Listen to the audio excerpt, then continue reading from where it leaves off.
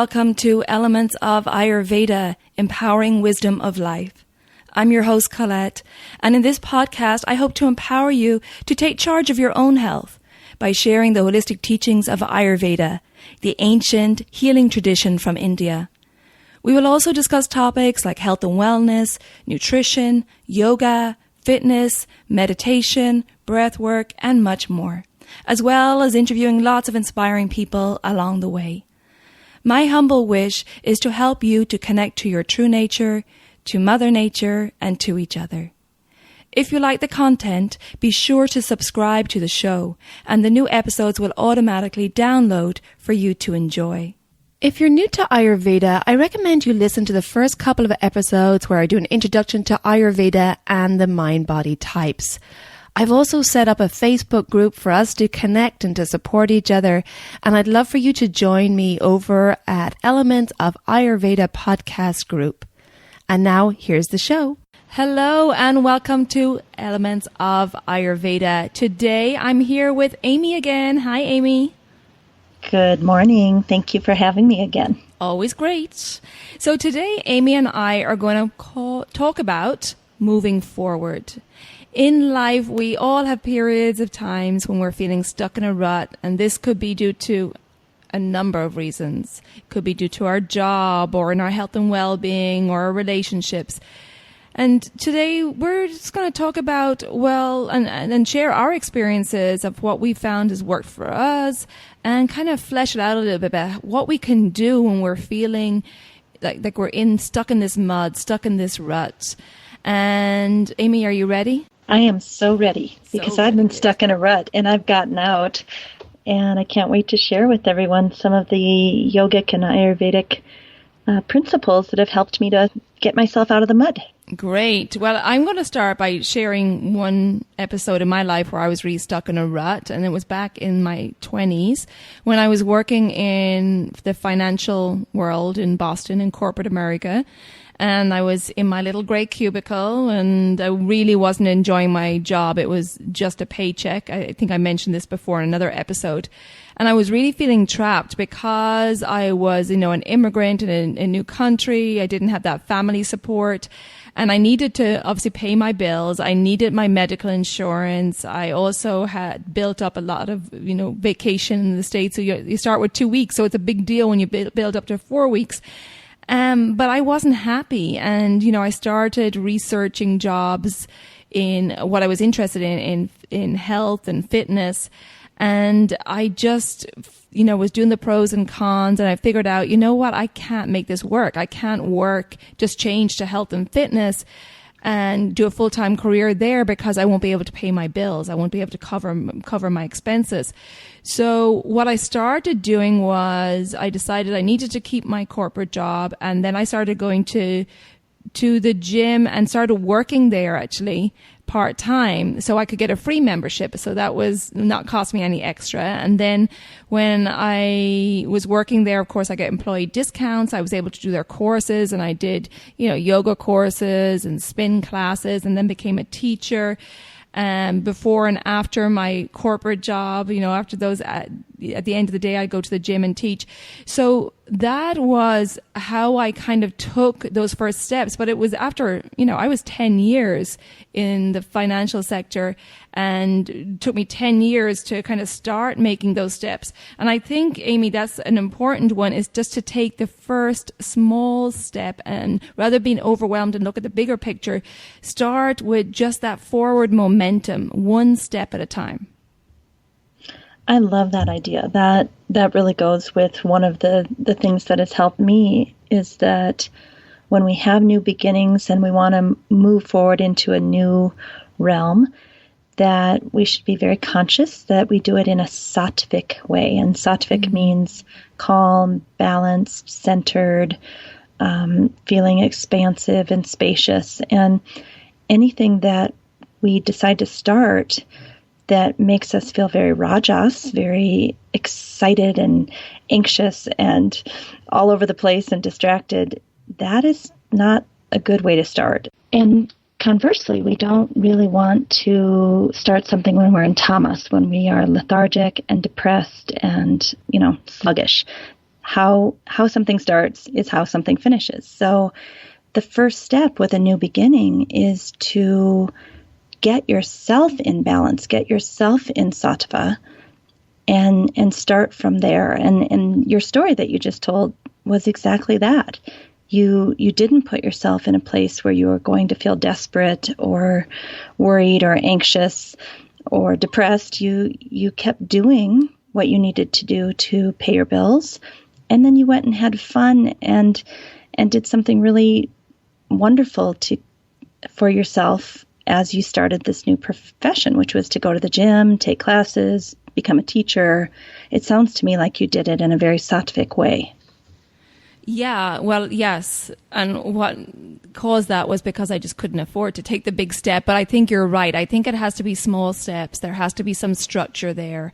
But I think the big thing here is taking that action. Just that little one step forward in the right direction, and then things will open up for you. Whereas if I was in my corporate job and I was thinking, how is this going to work out? How am I going to afford a job in health and fitness? I don't know anything at this stage. Oh, if I was in my mind too much, I would have never progressed. Whereas just the fact that I went and took that first step and the energy started going into that area I wanted to go in, that then brought in more energy, and I was able to, and new things opened up that I would never have imagined. Right. And you can do it from a place where you're not having so much fear. Yeah. Right. Yeah. That's really the key, I think. And, there are times where a door closes, it slams in your face, and you are forced to go out and get it done, right? You could have lost your corporate job and found yourself like, whoa, okay, this needs to happen. Ideally, we wouldn't wait that long. Ideally, we'd check in with ourselves and notice that we were restless or depressed or unhappy. And so we would see it coming and start to cultivate a plan like you did. Yeah, and I think that it's also important to remember that there will never be the absolute perfect time. That, even when we're thinking about things in our life, like, oh, I'll start eating healthy when? Or I'll, have a discussion with my partner about this problem when things line up. I think it will never be the perfect time, and now is the right time to start whatever you want to do. And don't allow that the negative ego to hold you captive also. Don't allow these thoughts, because we have to remember the ego likes the same.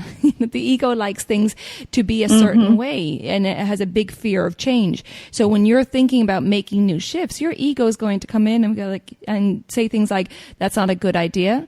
Remember the last time you tried something like this? Who do you think you are? Why do you think that would work? All these negative things, which in a way are good to help you think about these things and have some structure, as we said, in place, but also not to be held captive by that negative ego. I agree. And, I think each of us has different obstacles. Some of us are prone to jumping right in with total faith and trust and have no plan, nothing written down, and those people might need to get a little more structure, a little more kapha. And then there's other people like you described that are so kaphic that they cannot get out of the mud, and they're waiting, and it never is a perfect time, and they need a little fire. They need somebody to come and say, all right, do this. It doesn't have to be perfect before you begin. Yeah, absolutely. And I think it's also important here to have some self-compassion and to be okay with making mistakes along the way. And especially if you have that pit of perfectionism where, everything has to be perfect before I start, or I want everything to be perfect. Well, that's not really the way life goes. There's going to be mistakes. You're going to screw up. And it's out of these mistakes that the best lessons come. I have screwed up more times than I care to remember.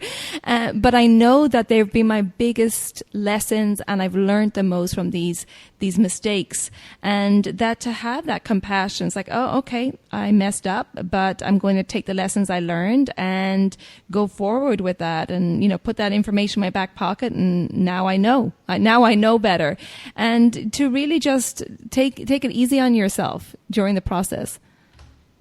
I agree. I like to say to myself, it's feedback, not failure. There you and go. What I mean by like that, yeah, what I mean by that is, yes, I have technically failed many, many times at many things I've tried, but I think what we do as yogis is we learn, we transform, we grow, we see where we had unclear thinking or unclear communication or unreasonable expectations. We do our self-work. In yoga, we call that svadhyaya. And not to beat ourselves up, but to get more clarity, right? To get viveka. Right. Right, because it is essentially a journey. You know, if our life is a journey of self-realization, nobody has it figured out. We're all trying to figure out what we're supposed to be doing here. So you're just going to take, you know, steps on this journey. And the important thing is to take forward momentum. Life is all about energy.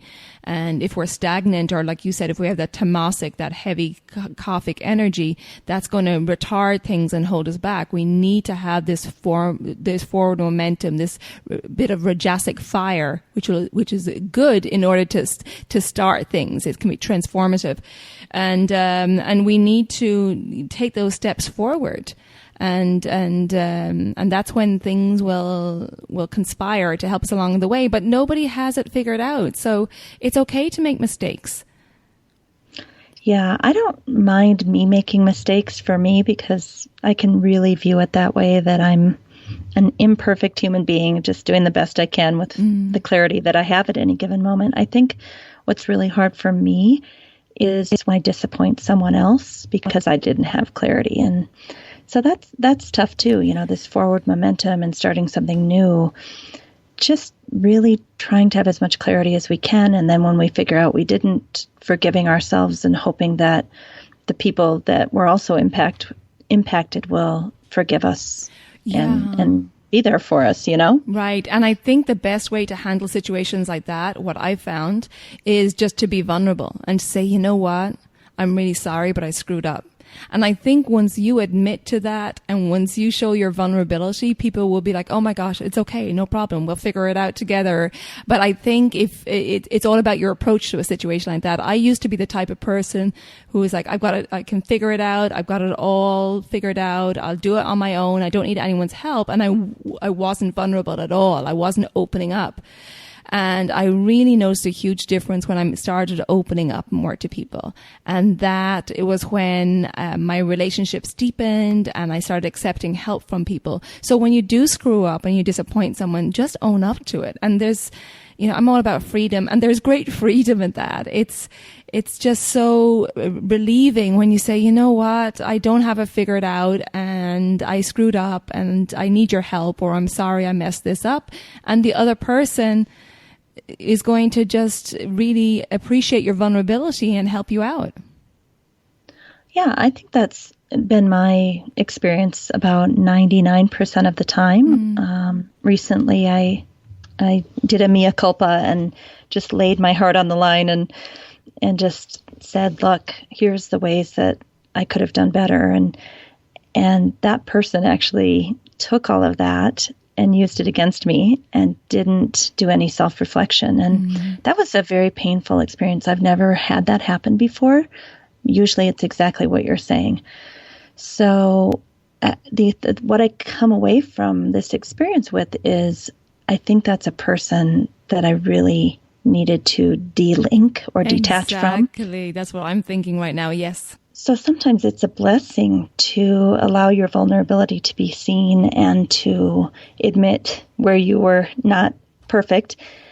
And if someone doesn't honor that, I think it's good that you're not in relationship with them. If they attack you even more and come after you using your words against you, it's probably for the best that the relationship have some space and distance and and everybody goes on their separate ways. Yeah. So either way, you win. Exactly. That's definitely a learning moment. And I'm sorry that you had to go through that experience, but it's maybe saved you a lot of pain and heartache in the future. Exactly. Yeah. And I'm grateful for that. Yeah, absolutely. And I think you brought up a really interesting point there. It's about accepting what has happened. And I think that's really important when things happen in our lives that are shocking or that we have a hard time accepting. I think it's important to feel it and to deal with it in whatever way you deal with it, but try not to suppress the emotions that come up, but feel the emotions, but not to get trapped in it. So it's important to go through a certain period of time, and it's different for everyone, and it's different what techniques work. Some people it's journaling, some people it's therapy, maybe it's yoga. It could be anything. That, you have to find out what works best for you. But it's also important not to get trapped in it for too long and to start thinking, well, now what? Yes, that happened. I've reflected. I've spent time in it. I've felt the emotions. I've done the release. And now what? I completely agree. And I think it just happens one day where, hopefully it happens where you've grieved, you've mourned, you've understood that something is moving away from you or out of your life, and you, as you said, take the time to feel it. And then one day you wake up and something has shifted. For me, it almost happens overnight where, okay, I digested that. It's done. Wow, there's a new dawn, and one of the things I wanted to talk about today was this idea, this ancient idea from the Ashtanga Hridayam called Brahma Muhurta, which is these really early morning hours that are very sattvic and peaceful and full of love and, 90 minutes before sunrise, that type of thing. And for me, the new beginnings, the new momentum, the moving into the unknown is kind of like Brahma Muhurta, where you're just sitting there in the darkness, in the peacefulness, and allowing whatever it is that needs to be, brewing to have that time to manifest. A seed starts out under the earth. We don't see the changes that are happening until the little plant pokes out of the dirt, and then we're like, oh, there's something there. So I kind of consider Brahma Muhurta metaphorically, that quiet time of day where we're not seeing anything happening. That's like planting the seed. And in the beginning, the new seed isn't going to show any results. It takes time and watering and sunshine and energy and love. And then one day it pops up. And I think that's how I see new beginnings and new projects is you put in a whole lot of work in the dark. And then one day you're like, oh, we're ready to go. We're doing this thing. That's beautiful. And the fact, I love that. And the fact that the sun rises every day and it's a new opportunity for a new start every day. It really is. I think I usually wake up around 4:00 a.m. And when I first realized that I'm here in this body on this planet and, oh, here I am.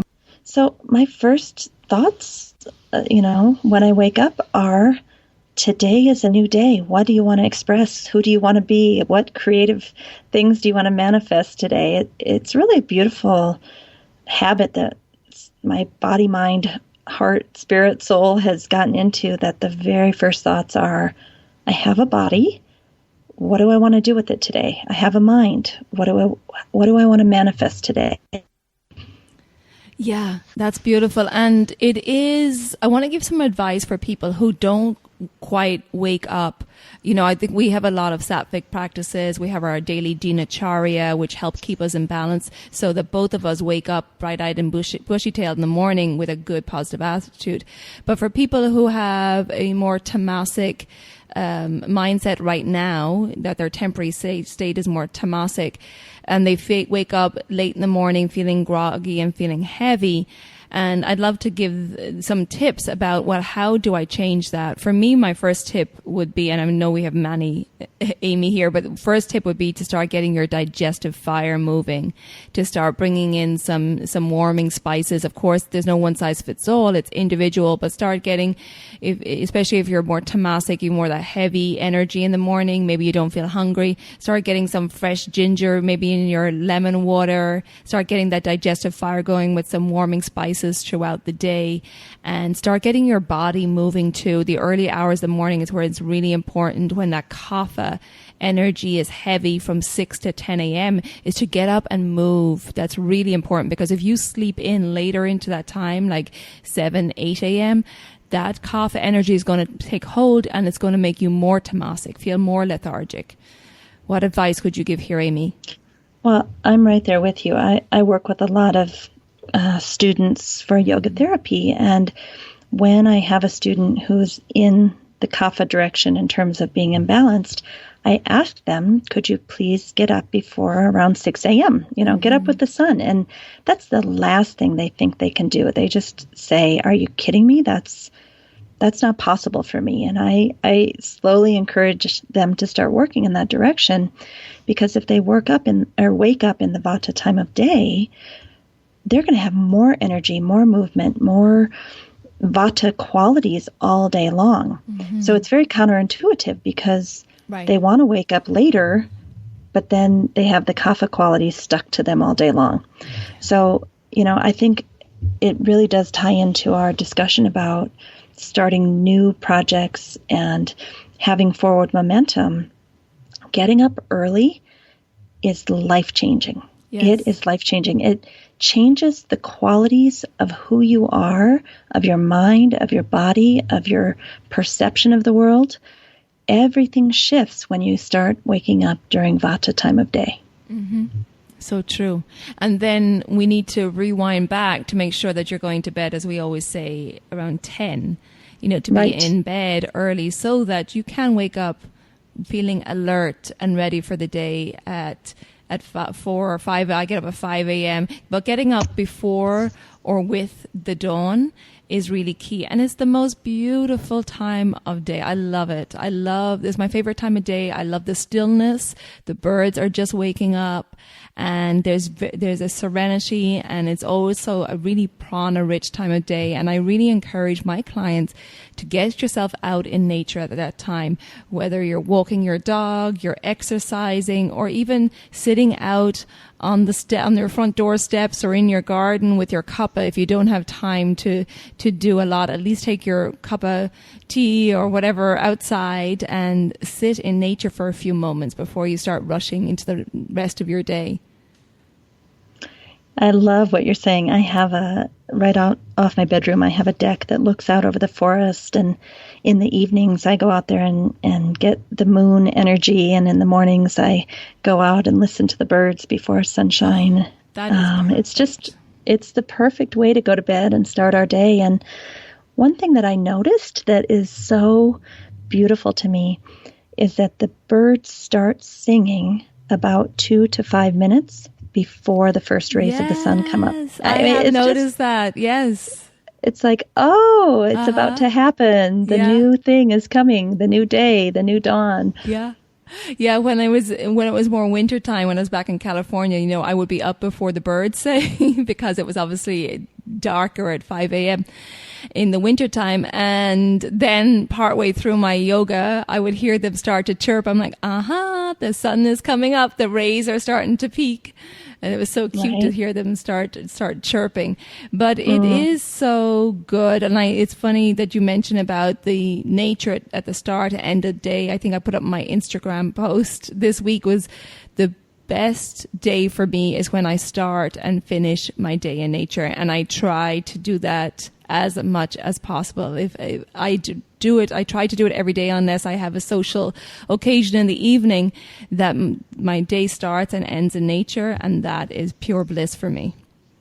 That's a very important Ayurvedic principle, is to get in nature daily. And one of the reasons I live way out in the boondocks in Lake Arrowhead and not down in Los Angeles is because that is a really, really important part of my life and how I stay balanced is to make sure I get out in nature, whether it's a hike with my dog or sitting on my deck with a cup of tea.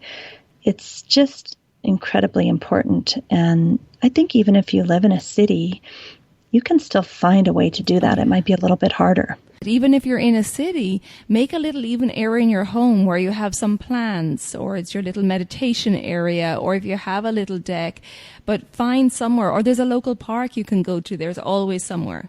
Right. Yeah. So important. So important. It is. Then when we're in nature, we've talked about this before, that's when your creativity comes in, because you're not sitting in front of your computer. You're not distracted by TV. You're just sitting there being still. And that's when that intuition starts to bubble up and that creativity comes in. Well, that's really where I wanted to go next. I'm glad you said that, is that, certain times of the year are really good for starting projects. Yes. Specifically coming out of the winter, more Vata time of year, and going towards the Kapha time of year in the springtime. A lot of the ancient texts talk about how springtime is just like the buds on the trees and the kitties who are having kittens, and everything wakes up in the spring. It's part of nature's way, is to come out of the cold, slumbering winter and wake up and come out of hibernation. And so I usually plan for my best and biggest projects to start happening around springtime. So if I want to get in shape, I really start doing more cardio and weight training in the springtime. And if I have a book that I want to write, I've been writing a book for a good year and a half now. And great. Well, I'm going to use springtime to get another, renewed sense of purpose around this book, because everything in nature is pushing in that direction, and I can ride that wave.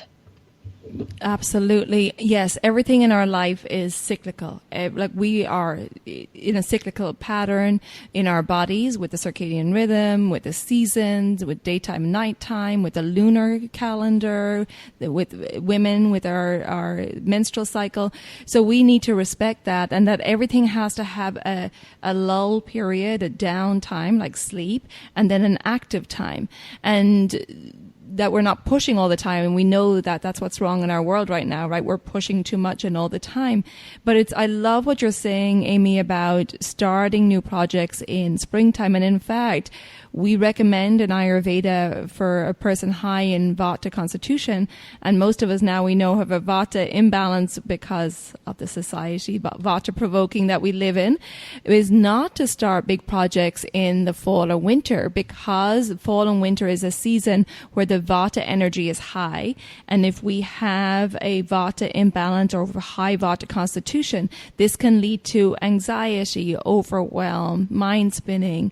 And so if you start a new project while in this state of mind, this can be very aggravating for your Vata and push you further into a Vata imbalance. So we need to respect the cycles of nature, as we always say. So if we take everything that we've talked about so far in terms of getting started on a new project or getting some momentum moving forward, it would make sense that in the springtime, which is now, if we could get ourselves up early in the morning and use that early morning time of day as well as the springtime to kind of launch us into what it is that we're wanting to move towards. Yes, absolutely. And I think it's a great idea to start your morning off, like we said, in nature, maybe a little bit of meditation, getting quiet and still. And I also recommend doing some automatic writing. So you're getting, especially if you're looking to get out of a rut, that at this time in the morning when you're really quiet and your brain hasn't really kicked in, so you're not going through your to-do list yet, but start just letting the thoughts flow without overthinking, and then some creativity or ideas may come about ways that you could move forward out of the rut that you're in right now. So beautiful. One of the things I wrote down that I wanted to talk about today is the cycle of the Gunas, which is first we go to Vata, which is this very subtle creative energy that you get these ideas and they're bubbling and percolating and kind of exciting, and you're thinking, oh my gosh, this is going to be amazing, right? And then nature's way is that we go to Kapha. It goes from Vata to Kapha, and Kapha holds the idea. It starts to build some stability and some strength and some structure to these very subtle concepts or ideas that you once had. And it helps to bring it into the manifest from subtle to gross, right?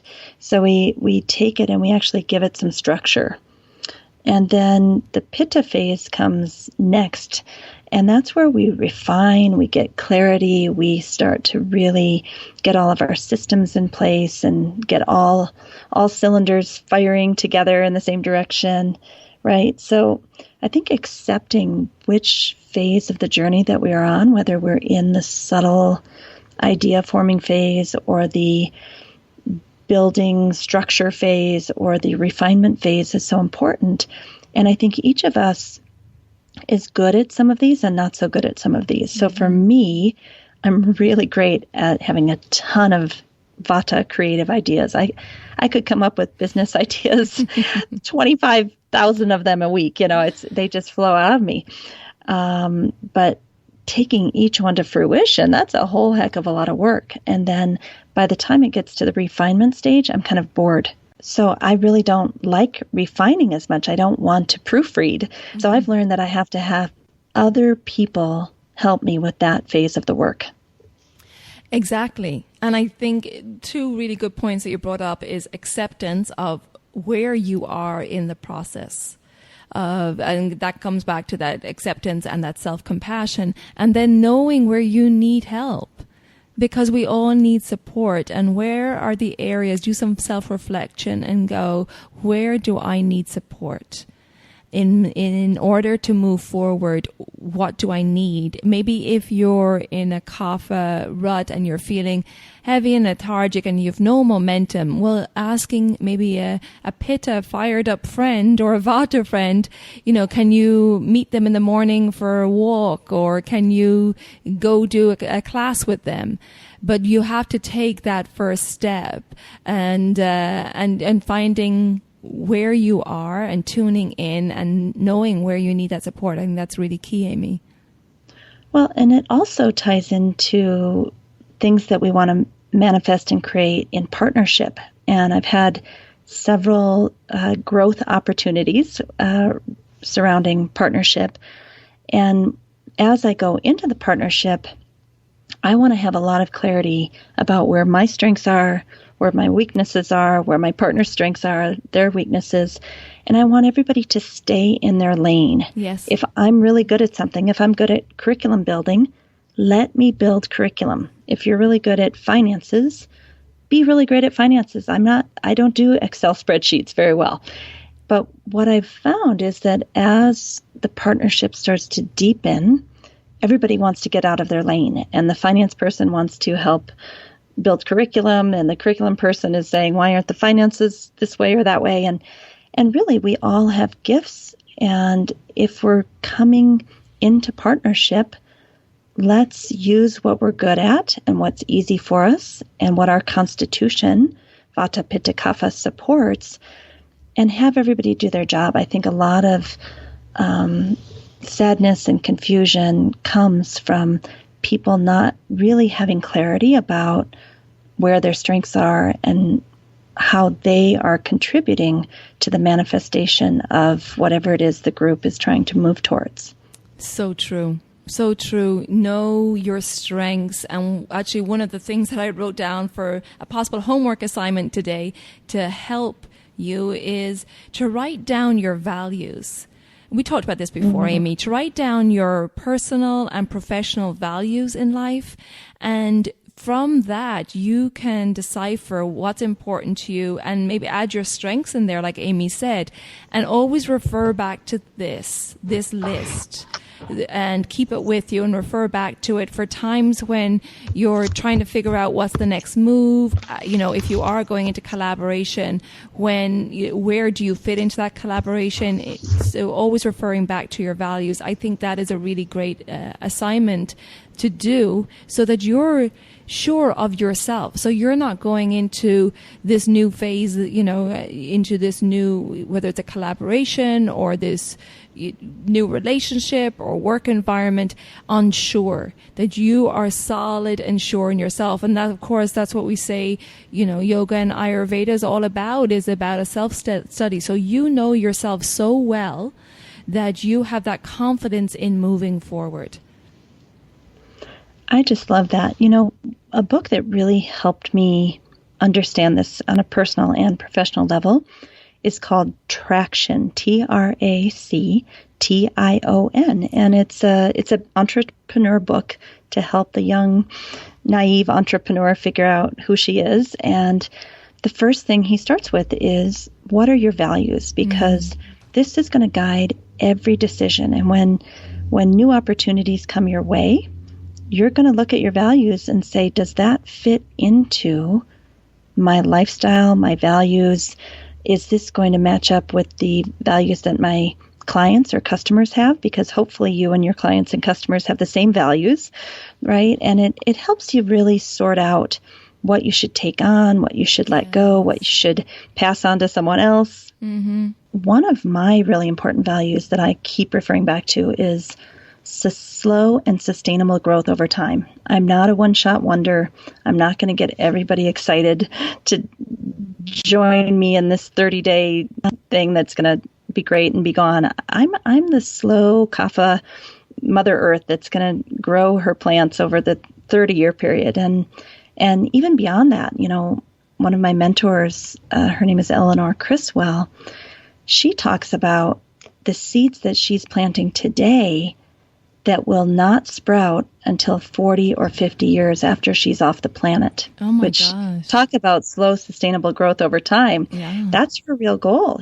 She's probably in her 70s now, and she's spending her last years planting seeds for the future generations. So I think knowing yourself, knowing your values, and determining how you're going to flow through this world based on those values is critical for any project that you're starting.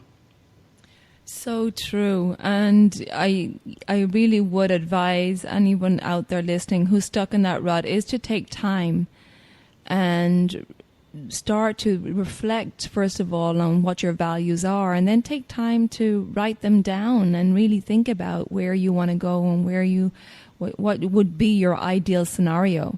Because we know we have the power of manifestation, and what we can think about it and bring it forward. And I think that's just such a useful exercise. And as well, being grateful, for what we have and for the opportunities we have. I think gratefulness is a great practice as well. Giving thanks first, and then going forward and saying, well, this is what I desire for my future. I think the attitude of gratitude creates so much spaciousness and lightness. Yeah. And for me, those are the qualities of sattva that I was talking about at the beginning. For me, I heard you say that there needs to be a certain amount of rajas to start off a new project. And I agree with that. There has to be some fire.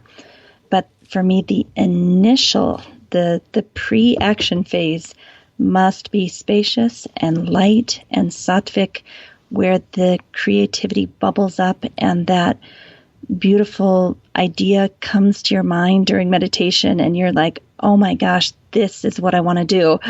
Yeah. And then we move into some action and a little bit of rajas to start manifesting that.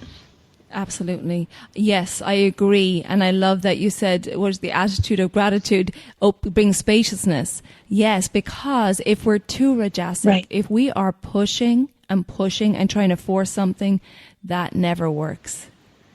I see so many people trying to push things. Yeah. Let's talk about that. Yeah. Honestly, we're all going to have struggles. We're all going to have obstacles. We're all going to have setbacks. But if that's happening at the very beginning of a project, pay attention to that. It's kind of like a relationship. If you meet someone in the first 3 months, you're fighting like cats and dogs, it might be best to move on. Right. And I think the same is with a project. If it's if there's no enjoyment and sattvic energy and spaciousness and lightness at the beginning, I have to worry about where it's going. So I just always pay attention very carefully at the beginning of a project to kind of feel my way through, knowing that there are going to be obstacles down the road. There's going to be hard work. That pitta phase is going to require refinement, and nobody said it's going to be easy.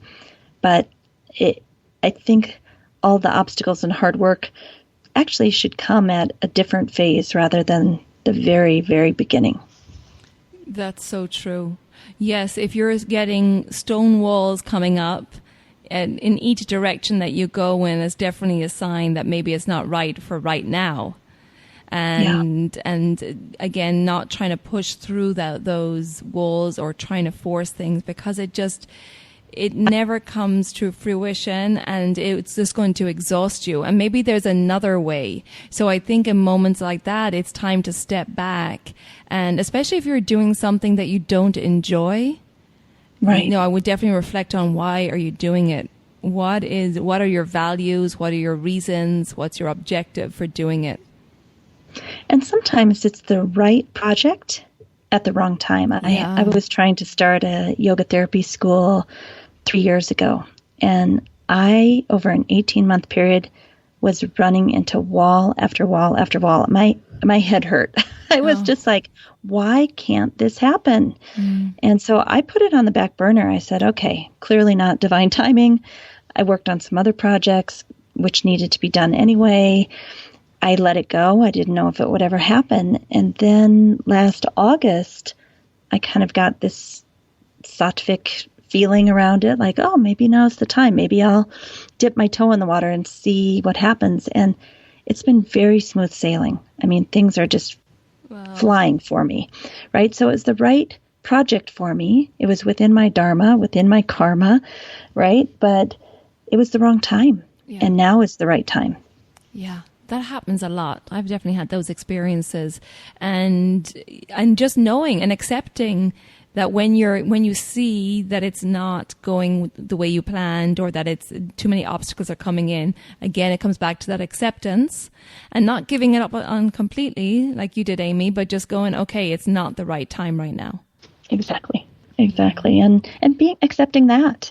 I think a lot of us have family responsibilities that somehow we're feeling like, oh, this is getting in the way of my progress. And I like to remind people that our responsibilities are part of the overall package, and they actually make us who we are. And if we have to ditch our responsibilities to do our purpose, I think that's really messed up. Your responsibilities will work into your path and, in fact, improve your path, even if you can't see it at this moment. Yeah, absolutely. And then I think another good point is to have, a good support system around you, have people that believe in you and that are your cheerleaders, and making sure that any negative Nellies are kept at bay, and having people who are going to build you up. I completely agree. I think when a project is in the really early phases, the sattvic time that you're creating it in your mind in a very subtle way, and then as it's starting to flow into the first phase of vata, it's very, very delicate. It can be crushed. It can be stolen. It can be beaten up. It can you can talk to people about it, and they'll make you doubt your idea. And I think at that time, it's like a tender little rosebud that we need to protect. And I personally think you should be quiet about it during this time. Maybe have one or two trusted people that support you and really are on your team and lifting you up. But don't put it on Facebook. Don't put it on Instagram. Don't shout it out before it's ready to be unveiled. Yeah, because it can be a very scary time when you're taking those first steps. And you definitely need, I think that's a great point, Amy, to have a small support system around you that's going to help you nurture this idea. You know, it's your little seed, it's your little baby that you're nurturing, and to take it easy with it, because they are scary steps, to put some great structure in place, but to really visualize your dream every morning when you're spending that time in nature or meditating, or if you're, you know, doing your automatic writing or visual storyboard, what do they call them? The dream boards, visualizing it, whatever works for you, but nurture it daily, see it daily. Maybe it's a daily mantra you say. You know, pick what works for you to really solidify that dream and that you want going forward, and keep nurturing it and watering it every day. So there's something I want to talk about right now that I'm a little hesitant to talk about, but it was recommended to me by my mentor, Eleanor. And it's a book on Audible. I'm sure you can get a hard copy too, called Real Magic by Dean Radin, Radin.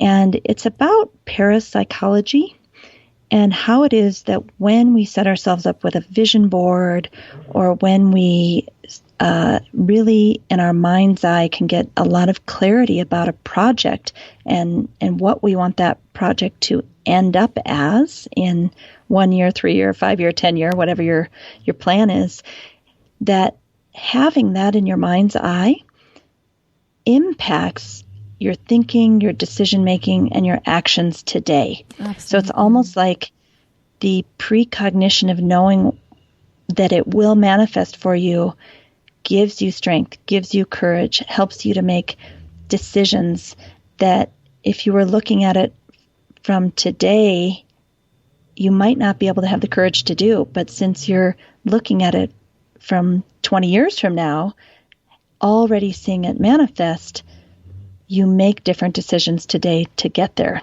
Know where you want to go. And of course, you know, life comes and smacks you and you may not end up there, but he's basically just saying, get a lot of clarity. So for me, this has been helpful because I kind of have a feeling of where I want to be by the time I retire. And then I'm walking backwards from that, thinking, well, what needs to happen today? Right. And I've been making some really important decisions today that I wouldn't be making if I didn't think my manifest destiny was waiting for me. Beautiful. And I mean really important decisions, you know, like should I stay at my academic job or not? Right? That's a big decision for me. But when I look at where I want to be in 30 years, it's clear that I probably need to stay in my academic job, which for years I've battled and thought, oh, get me out of here. Yeah. And I've just had this realization, like, no, this is where you're supposed to be, honey. Okay. Yeah. For the future to manifest itself, this is what is needed right now. Right. Yeah. Yeah. I think that's beautiful. So what ways does Dean recommend in this book? Is it just visualizing in your mind's eye? Yeah, I mean, it's basically getting to know yourself. It's getting to know your values, getting to know your strengths and your weaknesses, getting to understand where you've come from and possibly what you're here to do in this world. And I'll just give you some of my self-reflections. I was born on Women's Liberation Day.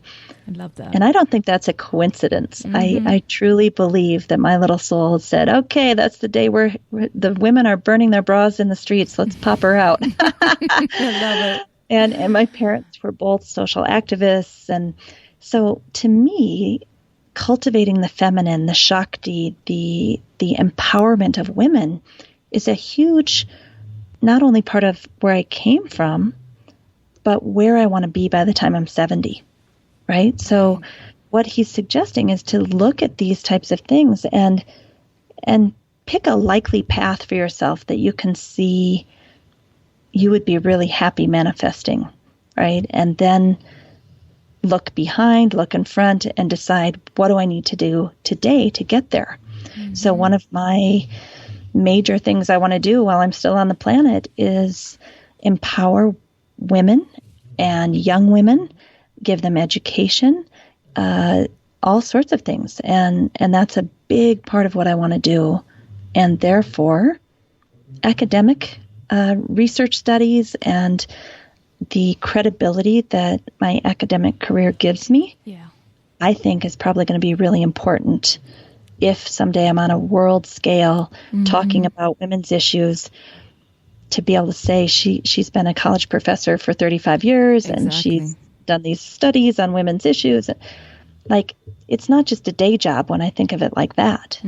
Absolutely. Yeah. Well, isn't that fantastic that doing these practices, visualizing where you want to be in 20 years, and then you bring it back and you're like, okay, I see now where this is going to fit in. Whereas normally we go through things and then we reflect back and we go, oh, I see why that happened, because that brought me here and I met that person and that brought me to this. But you're doing it in advance, which is great. Well, that's what Dean Radin suggests. Yeah. Now, with that said, according to yoga, you do Abhyasa Vairagam. You do the practice, you have your path, you commit, you're persistent, you do it every day, but you're also detached from the outcome. So if it turns out that at some point the universe decides, Amy, you will have nothing to do with women's issues, you're not going to do that, let's go over here, well, I'm open to that too. I think that's where the magic happens, that we commit deeply to something and we let go of the results or the outcome. And that's the message of Arjuna in the Bhagavad Gita. So true. Yes.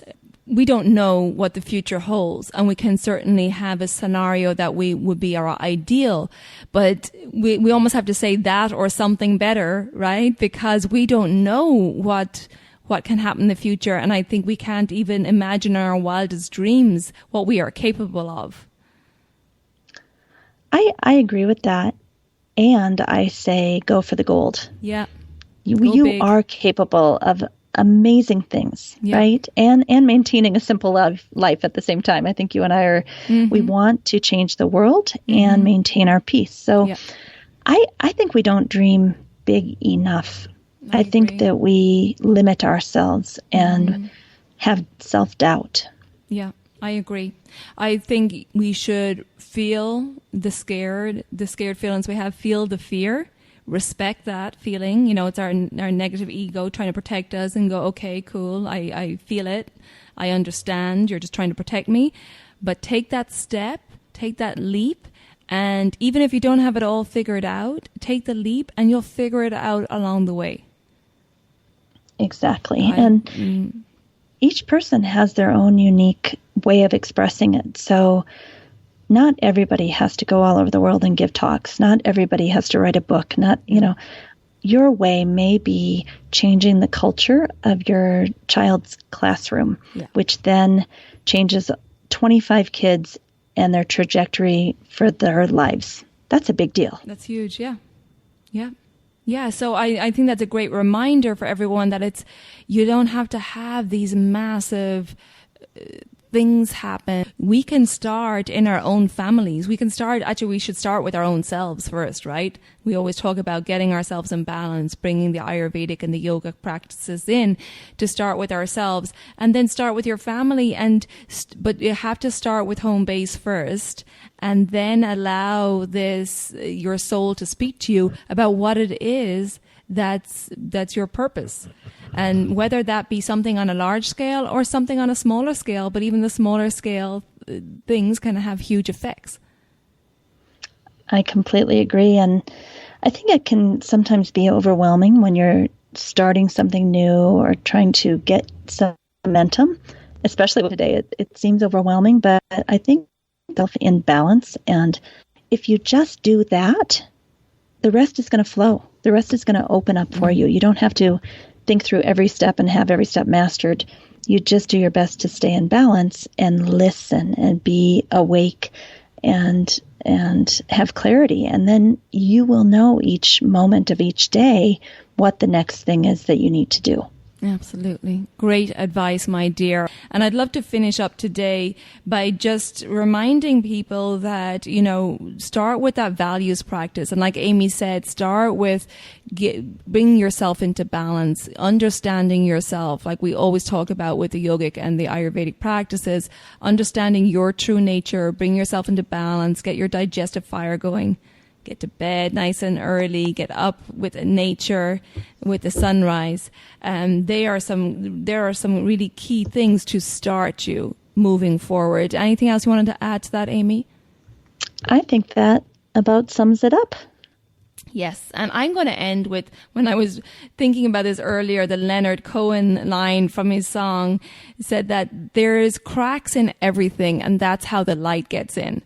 So I love that line. I think it just lets us know we're all imperfect, that we just have to let go of perfectionism and trying to control things and figure it all out in advance, and just allow the first momentum forward, and know that things may go wrong and that we have to be vulnerable and have self-compassion.